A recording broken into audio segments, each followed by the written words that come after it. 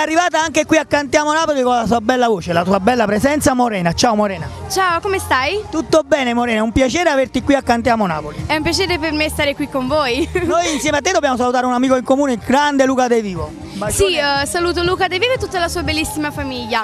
Un bacio Luca! Allora Morena, cosa presenti stasera qui a Cantiamo Napoli? Estate, un brano scritto da me e appunto Luca De Vivo, arrangiamenti il maestro Giuseppe Migliaccio. Allora, per le puntate estive di Cantiamo Napoli non poteva mancare un brano bello come questo proprio dal titolo Estate. Quindi viva l'estate, ma viva soprattutto Cantiamo Napoli!